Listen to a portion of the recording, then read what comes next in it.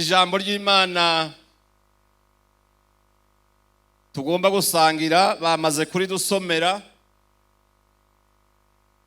niri tubona mu cete ca mbere Petero yanditse mu gice ca 5 uhereye ku murongo wa mbere ugashikana ku w'11. Intumwa Petero mu mpanuro ziwe yibutse indongozi ko abo zirongoye ari ubusho bw'Imana. Kw'Imana yabatoranirije kumubera abungere kandi ko uzoragira neza azobihemberwa n'uzoragira nabi akazobihanirwa. Niyo mpamvu intumwa Petero abibutsa ati murongore muragire ubusho bw'Imana mutagoberewe. Hari abantu ibikorwa byose bakora ari ukubanza kubashitura nk'abarimwo batari feble, ariko Petero arababwira ati kuri iki gikorwa ntibarinde kubagobera, ahubwo mubikore mubikunze nk'uko Imana igomba. Ntimuburagirijwe no kurondera inyungu mbi, muragire mubikunze rwose.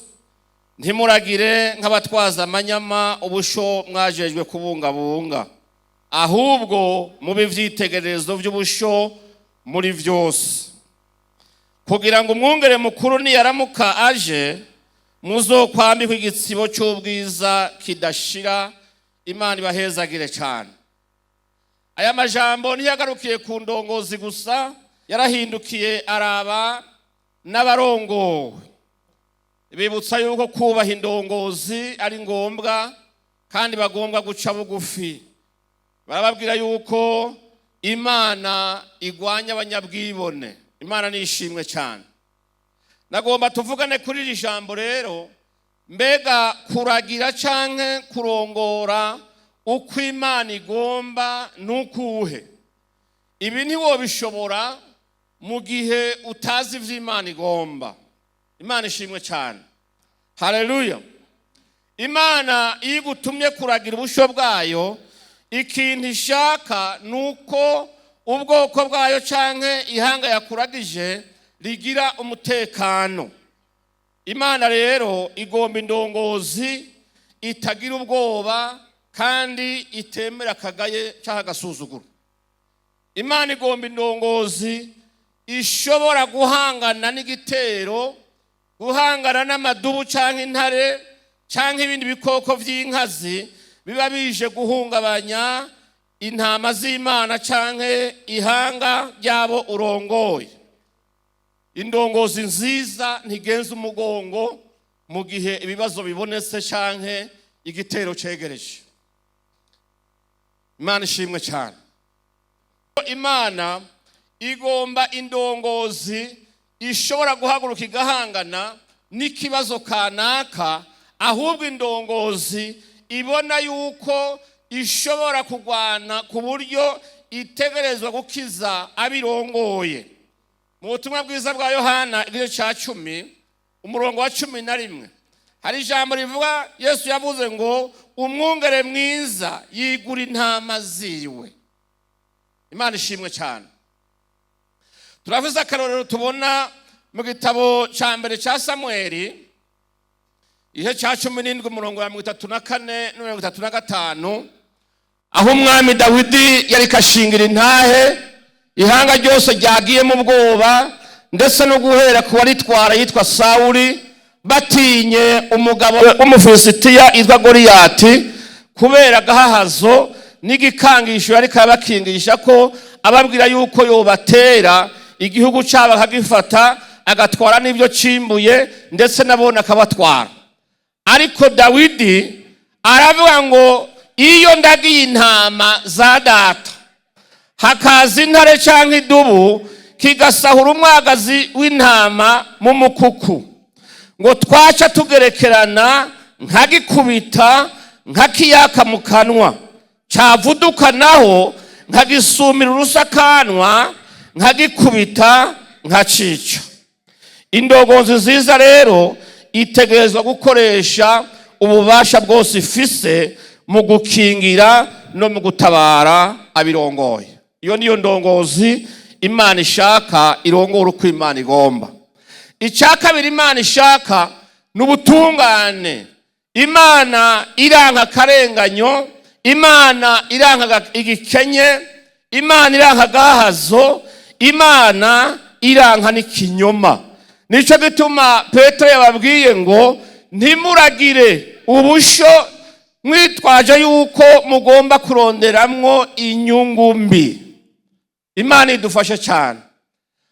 Bibiliya itubwira ngo abungere babi ngo bagenda barya ibinure by'intama baragiye cyangwa bakamongora ubwoya bwazo bakabwambaramwo impuzu nziza, ariko icyo gihe bagira ibihano biteye ubwoba, kuko Imana ibyo ntibireka ngo vyijane iyo yumvise amaborogo y'abantu bariko bararenganya.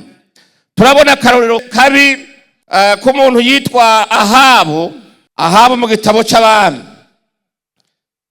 Ahabu yitwaje igikenye yari afise n'ububasha yari afise, ategeka abacamanza b'ahantu bita Iyezereli, ababwira ngo nibarondere ibinyoma begeka kuri Naboti umukene wa hariya, ngo bace barondera n'abagabo bazi gusura ibinyoma ngo babimwagirize, maze bamucire urubanza rw'ikibiriraho bamwice. Barabikora, bamwagiriza yuko yatutse umwami agatuka n'Imana. Amasura y'ibinyoma aravyemeza ngo bavyiyumviye. Naboti bamwicisha amabuye, Imana iri mu ijuru iriko iraraba. Imana irababara, ituma bavugishwa n'Imana, iravuga ngo ugende umwirire Ahabu utahimbwa zarigatiye amaraso ya Naboti niho zizorigatira n'ayawe. Rero Imana igomba indongozi zirinda yuko hari amarira, haba iminiho, imyidogo, intimba n'imibabaro vyerekwa Imana bidugijwe n'abantu bari mu karenganyo bagirirwa. Indongozi nziza rero irongera ikagomba yuko Imana imuherekeza mu vyo akora kugira ngo imufashe. Imana ishimwe cyane. Ivyiyumviro vyiwe birongorwa n'Imana, ingingo zose afata abaza Imana. Iyo ubonye umutegetsi canke indongozi ifata umwanya igapfukama ikaja imbere y'Imana, uzumenye ngo iryo hanga ryagize umugisha. Imana ishimwe cyane. Haleluya. Imana rero igomba indongozi igwanira ubutungane kuri bose, ikagwanira iteka rya bose, ikagomba yuko bose bagira agaciro kangana, kuko Imana uwo yamimwishimira ikamimurinda ndetse ikanamuhezagira. Rero Petero arabibutsa ati ntimutwaza amanyama, ntimuturubike abo murongoye, ahubwo bagire umutekano, bagire n'amahoro yo mu mutima. Arababwira ngo mubere ivyitegererezo vyiza abo murongoye, ngo niho umwungere mukuru aho azozira azobaha igihembo ciza c'ibitsibo vy'ubwiza bidashira. Imana ishimwe cyane. Haleluya. Ijambo ry'Imana ryagarutse ku batwagwa canke intama nk'uko biri bivuga. Aravuga ngo tugomba kubaha indongozi. Kubaha indongozi rero si ivy'Imana itwingingira, si n'ivyidusaba, ahubwo ni itegeko yaduhaye tugomba kubahiriza. Kuko biravuga ngo utubashe uganza ababaye umugarariji ku vyagezwe vy'Imana. Uwandikiye Abaroma ni Pawulo mu gice cya 13 usomye umurongo wa mbere n'uwa kabiri, haravuga ngo umuntu wese nagamburukire abamuganza, kuko atakuganza kutava ku Mana, ukuriho kwagezwe n'Imana. Aravuga ngo ugabagabiye uganza abagabagaba icagezwe n'Imana. Uyo rero ngo azoba yihamagariye ibihano, kuko azoba yihamagariye gutsindwa n'urubanza.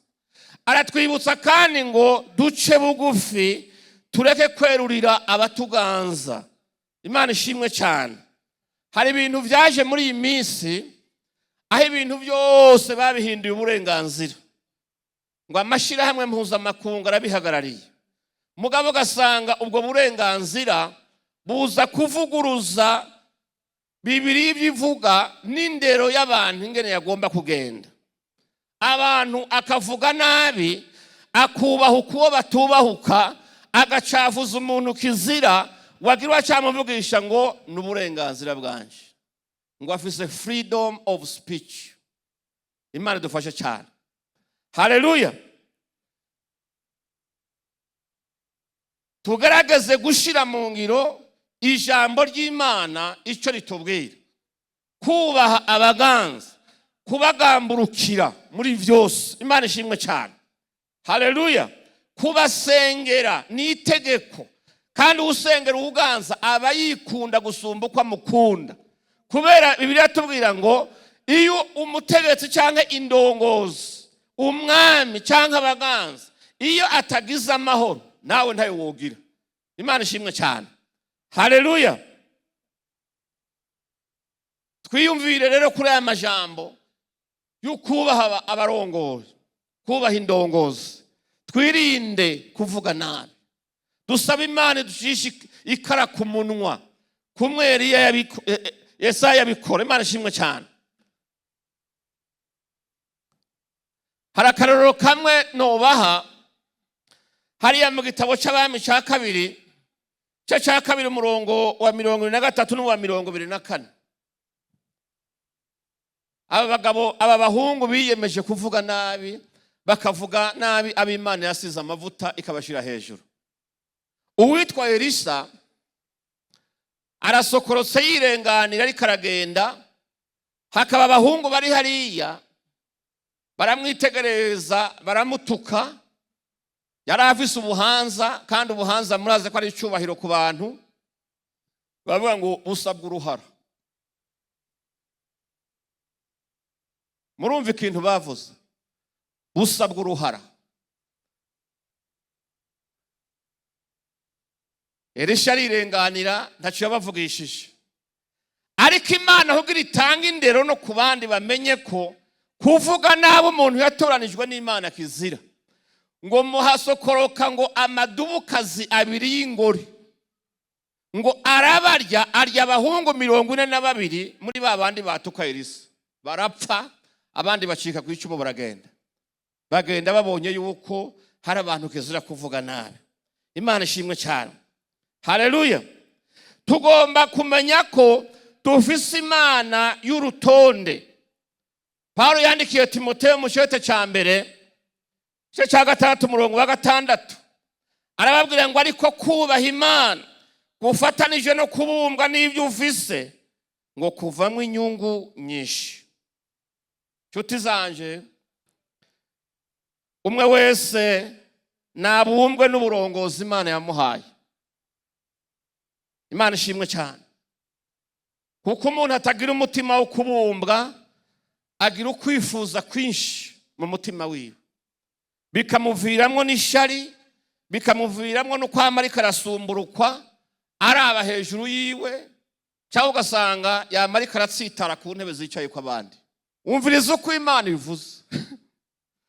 Kubaha Imana gufatanije no kubumbwa n'ibyo ufise kuzana inyungu nyinshi.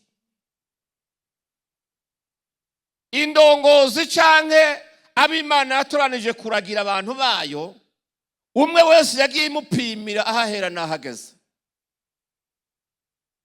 Rero ijambo ry'Imana rigomba kubwira ngo shima ubumbwe n'ibyo ufise, ahubwo dushigikirane, twuzuzanye, tugire urunani, tugire ubumwe, duhuze umutima n'inama. Imana izodushima, iduha umugisha, ihanga ryose rivuza impundu. Imana ishimwe cyane. Haleluya. Petero rero arabahanura, arababwira ngo ntimugende uko mushaka muri uwo murimo Imana yabahaye, ahubwo mubikore nk'uko Imana igomba. Imana igomba yuko abantu bagiranira urukundo mu ihanga ryabo cyangwa mu gihugu cyabo, umwungere mwiza agakunda abantu bose atavanguye, kujya k'umwungere mwiza nyene n'intama yavunitse atayita ku gahinga, ayishira ku rutugu, akayiterura akayitahana, akamenya iyigwaye, akamenya iyikomeye, akamenya iyivuze intege nke, zose akamenya ingene azegeraniriza hamwe, kuko zose ari iz'Imana, kandi imwe yose izomuhembera uko yayiragiye, kuko Imana nta n'umwe idakunda, nta n'umwe idashaka. Abo bose Imana yagushize imbere, nuko Imana yabonye yuko wowe wikimaze kugira ngo nabo bagire ubuzima bwiza. Imana ibahezagire cyane, Imana ibagirire neza. Sinja kuvuga byinshi, Imana mugendanye igihe kirekire, mwarayibonye n'igihe mutari bwabone aya mabanga yo kurongora igihugu ngo Imana ibatoranye mu yindi migambwe myinshi. Imana mwarayibonye, duha twumva intahe mushinga zingene Imana yabanye namwe mu bihe bigoye bitandukanye. Imana yabahaye umugisha kubera hari ibyo mwihanganiye, hari ibyo mwahuye navyo, hari ibyabaca intege, hari n'abari barakubisotoke ku rundi yuko bidashoboka. Ariko Imana ni Imana ica inzira n'ahatagira inzira. Imana ntimeze nk'abantu, Imana ntivuga nk'abantu, Imana ikora nk'abantu. Kandi Imana tuyishime ko ari Imana, kandi tigeze itegekanya n'umunsi wa rimwe kwizoba umuntu twoba tugowe. Umunsi Imana yomera nkanje canke kamera nka naka, abantu bogira ibyago. Tugira Imana yuko ari Imana nyene, idasaba impanuro canke ngo isabe iciyumviro ca naka kugira ije kugirira neza uwundi. Umuntu kugirira neza biragoye. Rero nagomba mu gusozera ndabifurize yuko Imana mwamenye, Imana mugendanye nayo, Imana nubiriko ivugana namwe ibabwira ngo genda uko ngomba, nuko Imana yifuza ko nubu mugumana muri ubutumwa bwiza, muri ijambo ryiza canke igikorwa ciza yabahaye cyo kuyobora, cyo kuragira umukuku wayo, ihanga ryayo. Imana igomba yuko uko yagendanye namwe igashikira intambuko zanyu, ikabahezagira, ikabaha impanuro, mukagendera mu vyagezwe vyayo, mukayoborwa na Mpwemu Yera, mugakora ibibereye, ndetse n'ibigumye ntimuta ubwoko, ahubwo mugahagarara mugahangana mukagwana. Imana nubu iracari kumwe namwe, kandi nubu yiteguye kugendana namwe. Ntimugire ubwoba, ntimucike ivutu, iyabakomeje nubu iracari kumwe namwe. Imana yo mu ijuru ibampera umugisha kandi bagirire neza.